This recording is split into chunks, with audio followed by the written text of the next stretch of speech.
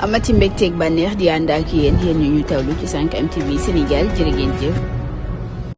dal leen nag jàmm mbokk internet yu 5M TV Sénégal ci seen chaîne bi nga xam ne saa bu nekk rek yéen a ngi fiy toppee lépp loo xam ne moo di xibaar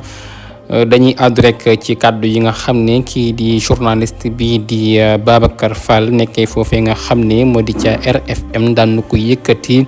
mu nekk nag ay kàddu yu doy waar yoo xam ne nag daf ko jëmee ci ki nga xam ne rek moo di Ousmane Sonko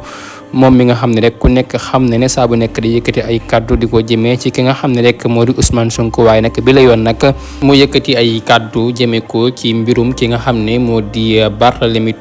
Dias ginnaaw coow li nga xam ne rek moo amoon bu yàggul dara foofee nga xam ne moo di ca mairie de Dakar ginnaaw nag ka nga xam ne moo di Barthélémy Dias nag ba mu ñëwee bëgg a amal la nga xam ne rek moo di ab conférence de presse foofee nga xam ne moo di ca mairie de Dakar waaye nag ñi nga xam ne ñoo di takk der yi ñoom nag lànk nekkat kenn du fi amale li nga xam ne moo di ab conférence de presse tax rek mu juróon coow foofee nga xam ne moo di ca mairie de Dakar moom nag la mu xamle moo di loole nga xam ne rek dañu ko def ki nga xam ne moo di Barthélémy Dias ak jaay doole dëgg la lépp loxo Ousmane Sonko génnu ca Ousmane Sonko moo mën a gaase lépp la fa amoon lépp Ousmane Sonko moo ko daal di waral waaye itam wax ne li nga xam ne rek préfet daan na koy def itam Ousmane Sonko loxoom génnu ca itam wax ne ñi nga xam ne rek ñoo di takk der yi nga xam ne rek ñoo ñëwoon foofee nga xam ne rek moo di ca mairie ba di ko tere ngir rek mu bañ a amal li nga xam ne moo di ab conférence de presse itam wax ne ki nga xam ne rek moo di ministre de l'intérieur mu di Jean-Baptiste Tine moom nag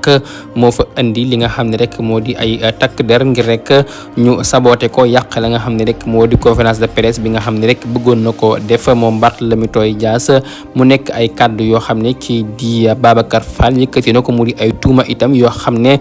teg na ko ci ndodd ki nga xam ne rek moo di Ousmane Sonko ak ki nga xam ne moo di ministre bi nga xam ne moo di Jean-Baptiste Tine mu nekk ay tuuma yoo xam ne teg na ko ci ak ndoddam wax na itam ñi nga xam ne jamono ji dal ñoo fi nekk rek ak jaay doole dëgg ca la ñu nekk ndax kat li nga xam ne rek def nañ ko ki nga xam ne moo di Barthélémy Dias nag teguwul fenn nekkul dëgg nekkul yoon.